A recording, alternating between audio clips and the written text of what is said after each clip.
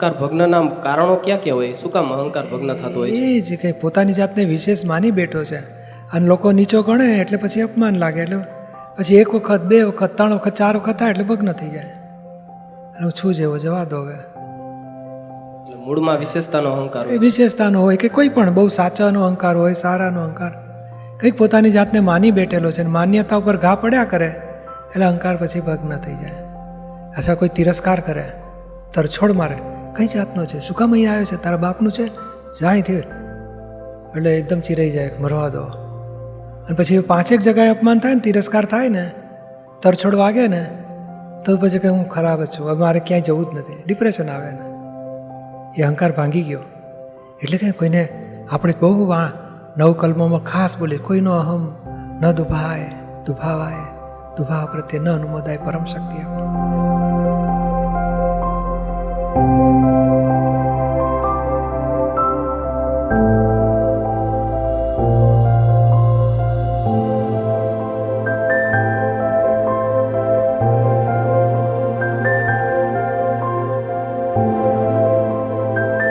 કોઈ બધાને અહમ બહુ વાલો છે, એને હાનિ ના થાય ને એટલે અપમાન લાગી જાય.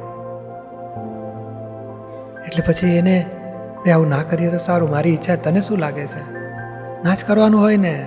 પણ એને કીધું ને તું આમ ના કરીશ તો કે હું કરીશ, જાઉં, મને કહેનાર કોણ? અને આપણે કહીએ ને ભાઈ આવું ના કરીએ તો સારું, તને શું લાગે છે, એની પર ડિસિઝન છોડો ને, તો ના જ કરવાનું હોય, બરોબર તમારે. એટલે આ અહંકારને આક્ષેપ આપો કે આગ્રહ કરો કે કંઈક ભૂલ કાઢો તો અપમાન લાગી જાય છે. અને વિનંતી કરીને પછી તું વિચાર કરજે, મને આ બરોબર લાગતું નથી, તો હવે તને શું કરવું છે તું નક્કી કર. તો કે સારું, નહીં કરું તો છોડી દે, બોલો.